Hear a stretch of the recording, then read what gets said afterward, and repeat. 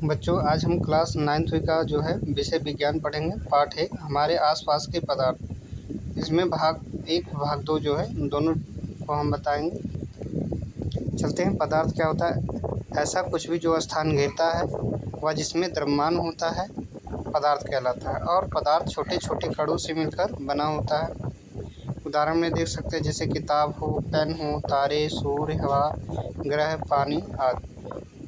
अब आगे चलते हैं। कणों के गुणधर्म। कणों के जो गुणधर्म होते हैं इसके बारे में डिस्कस करेंगे। पहला होता है पदार्थों के कणों के बीच रिक्त स्थान होता है। पदार्थों के कण निरंतर गतिशील होते हैं। पदार्थ के कण एक दूसरे को आकर्षित करते हैं। आगे चलते हैं। पदार्थों के गुणधर्म में पहला हेडिंग हमारा क्या है? पदार्थों के कणों के बीच रिक्त स्थान होता है। जैसे हम क्या है, एक गिलास लिए हैं, उसमें थोड़ा सा वाटर लिए हैं, इसमें हम नमक या पानी डालते हैं तो इसमें देखते हैं इनके वाटर में बढ़ोतरी नहीं, उसके लेयर में बढ़ोतरी नहीं हो रहा है। तो इसका मतलब यहाँ पे क्या है? इसका मतलब यहाँ पे हमारा जलों में क्या है? रिक्त स्थान है। देख सकते हैं कणों के बीच में रिक्त स्थान होता है। सबसे कम ठोस में होता है, ठोस से अधिक द्रव में होता है, और सबसे अधिक कहाँ पे होता है? गैस में होता है। आगे चलते हैं।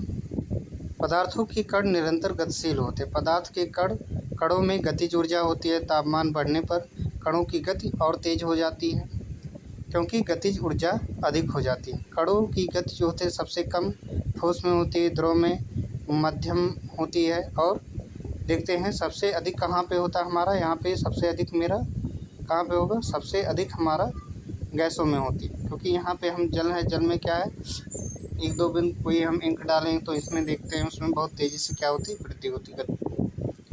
आगे चलते हैं। पदार्थों के कण एक दूसरे को आकर्षित करते हैं। जैसे हमारा क्या, एक टोटी में है, उसमें जल है, और यहाँ से हम क्या उंगली डालें तो इसमें दो धारा यानी दो धारा में कन्वर्ट हो जाएगा, और यहाँ पे हम देखेंगे फिर बाद में क्या मिल जाती है, क्योंकि कणों के बीच में आकर्षण बल होता है। सबसे अधिक ठोस में होता है, उसके बाद मध्यम द्रव में होता है, और सबसे अधिक हमारा कहाँ पे होता है? सबसे अधिक कम जो है हमारा यहाँ पे सबसे कम मेरा गैसों में होता है। चलिए देखते हैं, अगला समझते हैं यहाँ पे हम कि पदार्थों के बीच यानी पदार्थों की जो अवस्थाएं उसके बारे में देखें। पदार्थों की जो कुल अवस्थाएं 5 होती हैं, लेकिन सिलेबस में मेरा क्या है, यहाँ पे 3 में 3 ही पढ़ना है, बाकी जो है बाद में बताएंगे, क्योंकि यहाँ पे हमें यही पढ़ना है। क्या? ठोस, द्रव और गैस। और क्या होता है? प्लाज्मा होता है, बोस आइंस्टीन और कंडेंसेट होता है। तो हम किसे क्या करेंगे, इसमें केवल इतना ही पढ़ेंगे।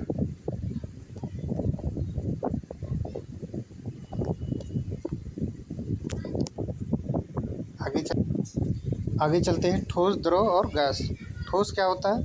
ठोस का जो आकार होता है निश्चित होता है, निश्चित विमाएँ होते हैं, कठोर होते हैं, असंपीड्य होते हैं, निश्चित आयतन मेज ईंट होता है। और द्रव में क्या होता है?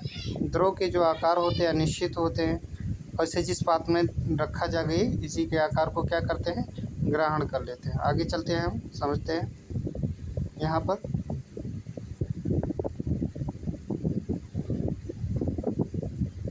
आगे हम यहाँ पे समझेंगे।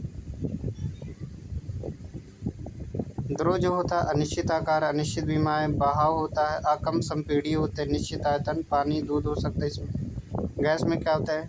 इसकी जो आकार होता है अनिश्चित होता है, अनिश्चित विमा होता है, बहाव होता है, अधिक असंपीड्य होते हैं, और क्या होता है इसमें हम देखते हैं, इसमें अनिश्चित आयतन होता है, ऑक्सीजन और मीथेन होता। और यहाँ पे देखेंगे द्रव में जो इनके कण होता है थोड़ा दूरी पे होता है, गैस में क्या होता है?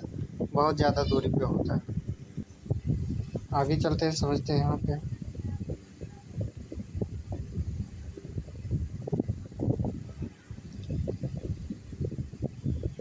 जैसे हमें क्या है, तापमान में बदलाव, पदार्थ की अवस्था में परिवर्तन। तो पहले नंबर हम ठोस को क्या करेंगे? द्रव में बदलेंगे। तो इसके लिए क्या, तापमान हम थोड़ा सा बढ़ाएंगे, द्रव में हुआ। अब द्रव को गैस में मतलब थोड़ा तापमान बढ़ाएंगे तो ये गैस में हो जाएगा। गैस को तापमान अगर घटाएंगे तो हमारा क्या होगा? द्रव में होगा। द्रव को और हम ठंडा करें तो क्या हो जाएगा? तापमान घटाएंगे तो हमारा ठोस में। इसी प्रकार दाब में बदलाव। दाब में बदलाव क्या हो सकता है? ठोस क्या होता है? तो इसको हमारा क्या होता है? गैस इसको हम ठोस को द्रव में बदल सकते हैं प्रेशर के कारण। और क्या बोल सकते हैं, द्रव को हम गैस में, इसी प्रकार से गैस को द्रव में और द्रव को ठोस में बदला जा सकता है। चलिए आगे चलते हैं। यहाँ पे हम देखेंगे तापमान में परिवर्तन के प्रभाव। पहला होता है गलनांक बिंदु, क्वथनांक बिंदु, और क्या होता है ऊर्ध्वपातन निर्देशांक। पहले नंबर गलनांक बिंदु हम देखते हैं। गलनांक बिंदु होता क्या, इसके बारे में हम डिस्कस करते हैं।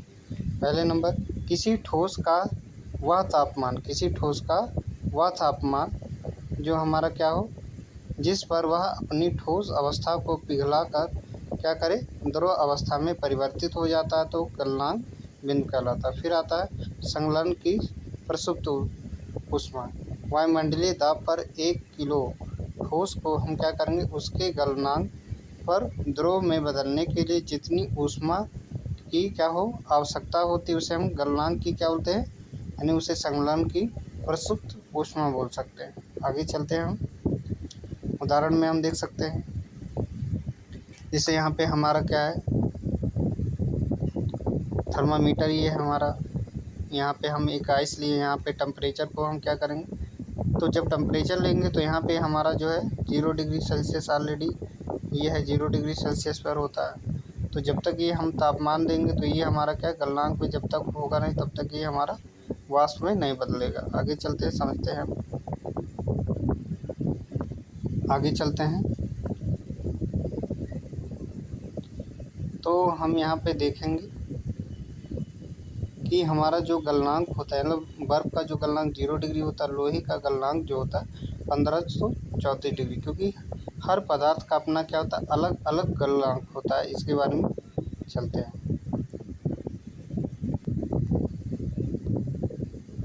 आगे चलते हैं, तापमान परिवर्तन के प्रभाव देखते हैं। क्वथनांक बिंदु क्या था, किसी द्रव का वह तापमान जिस पर वह अपनी द्रव अवस्था को छोड़कर किस गैसीय अवस्था में परिवर्तित होता है, क्वथनांक बिंदु कहलाता है। क्योंकि यहाँ पे हम देखेंगे जो जल का जो क्वथनांक होता है, ये 100 डिग्री सेल्सियस पे क्या हमारा वाष्प में बदलना प्रारंभ हो जाता है, क्योंकि ये जो हमारा जो है इस पर ही बदलेगा। आगे चलते हैं, इसमें हम देखेंगे वाष्पन की गुप्त ऊष्मा। वाष्पन की गुप्त ऊष्मा क्या होता है, वायुमंडलीय दाब पर 1 केजी द्रव को उसके क्वथनांक पर गैस में बदलने के लिए जितनी ऊष्मा की क्या, जिसमें जितनी ऊष्मीय ऊर्जा की हमें क्या हो आवश्यकता होती है, उसे हम क्या बोलते हैं, वाष्पीकरण की गुप्त ऊष्मा कहते हैं। आगे चलते समझते हैं।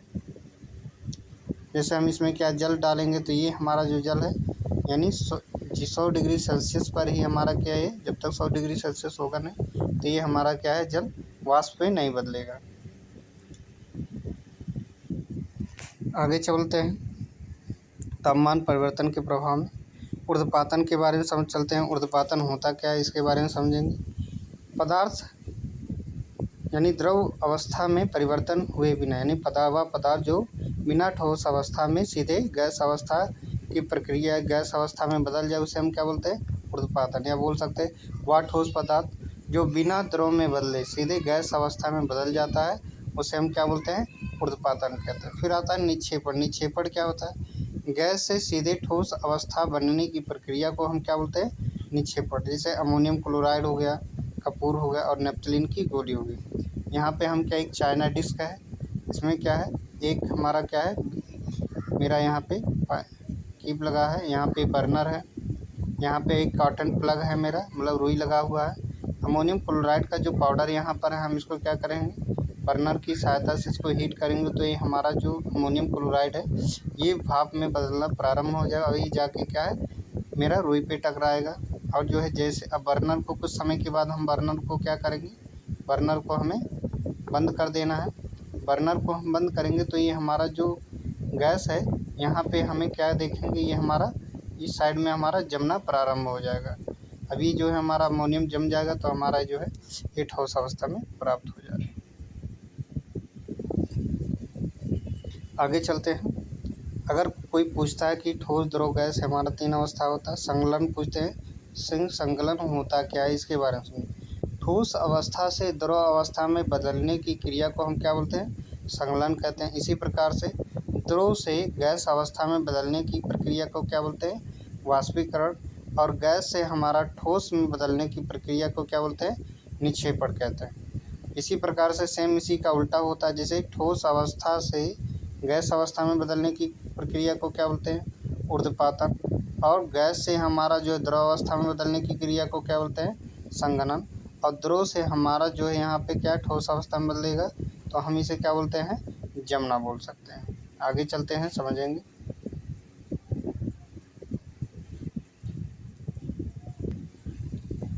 आगे चलते हैं, दाब परिवर्तन के प्रभाव। यदि तापमान घटाने पर सिलेंडर में गैस लेकर उसे संपीड़ित करें तो कणों के बीच की दूरी जो होती है कम हो जाती है और गैस द्रव में बदल जाएगी। और क्या है यहाँ पे हम बोल सकते हैं, जैसे दाब बढ़ाने पर, यहाँ पे देखेंगे दाब बढ़ाने से कण नज़दीक आ जाते हैं, दाब घटाने से कण क्या है? दूर हो जाते हैं। कार्बन डाइऑक्साइड क्या है? शुष्क द्रव्य। जैसे यहाँ पर क्या है, हमारा जो प्रेशर है इसको हम डालेंगे तो ये जो हमारा क्या है, इसके जो कण है दूरी पर है, इसको हम प्रेशर डालेंगे और नज़दीक हो जाएगा, इसको ज़्यादा प्रेशर डालेंगे तो इसके जो पार्टिकल्स हैं हमारे क्या है? बहुत पास हो जाएंगे। आगे चलते हैं, अब चलते हैं वाष्पीकरण के बारे में। वाष्पीकरण होता क्या है? यह सतह पर होने वाली प्रक्रिया जिसमें द्रव पदार्थों में सतह के कण क्वथनांक से नीचे किसी भी तापमान पर वाष्प में बदलने लगते हैं। क्या करते हैं? वाष्प में बदलते हैं। इस प्रक्रिया को क्या बोलते हैं? वाष्पीकरण। वाष्पीकरण को प्रभावित करने वाले कारक के बारे में समझते हैं। पहला नंबर, सतह का क्षेत्रफल, तापमान, आर्द्रता और वायु की गति। इसके कारण जो है हमारा क्या है? इसमें वाष्पीकरण होता है। और समझते हैं, जैसे हमारा ग्लास है, ग्लास में ये जो पानी हमारा है ना, तो यहाँ पे अगर बॉयल किया हुआ इसको रखेंगे तो इसके लेयर में देखें ये जो हमारा क्या है, सतह से क्या है? बदलेगा, यानी ये मेरा वाष्प में बदलना प्रारंभ हो जाता है। जल जो है हमारा क्या है? वाष्प में बदलना शुरू हो जाएगा। ये हमारा क्या होता है? वाष्पीकरण बोलते हैं। आगे चलते हैं, वाष्पीकरण के बारे में सोचते हैं। वाष्पीकरण हमारा क्या होगा, या वाष्पीकरण से शीतलता कैसे होता है, इसके बारे में डिस्कस करते हैं। वाष्पीकरण प्रक्रिया के दौरान द्रव के कण क्या होते हैं? अपने आसपास के वातावरण से क्या करते हैं? ऊर्जा अवशोषित कर लेते हैं। वातावरण से ऊर्जा की हानि होती है, क्या होती है? ऊर्जा की हानि होती है और वातावरण क्या हो जाता है? शीतल हो जाता है। समझ में आ रहा है? तो इसके बारे में हम समझे क्या होता है, ध्यान से सुने। वाष्पीकरण क्या, वाष्प बोल सकते हैं हम। वाष्पीकरण प्रक्रिया के दौरान द्रव के कण अपने आसपास के वातावरण से ऊर्जा अवशोषित कर लेते हैं। वातावरण से ऊर्जा की हानि होती है और वातावरण क्या हो जाता है? शीतल हो जाता है। आगे चलते हैं, समझते हैं कि जैसे अपने हथेली पे क्या परफ्यूम या पेट्रोल एसीटोन हम रखते हैं, तो हमारे हथेली पर क्या है, ये क्या है, हमारा हथेली ठंडा हो जाता है और यह वाष्पित हो जाता है। इससे भी क्या है? वाष्पीकरण से शीतलता होता है। और आगे समझते हैं, अगर नहीं समझ, एक तवा लेना है, तवा को क्या करना है? गर्म करना है और यहाँ पे थोड़ा सा हमें क्या जाना है? पानी डालना। पानी डालने से क्या होता है? ये हमारी जो तवा है ये गर्म होने के कारण वाष्पीकृत यानी जल जो है वाष्प में बदलना प्रारंभ हो जाता है। कुछ समय के बाद ये तवा मेरा क्या हो जाता है? ठंडा हो जाता है।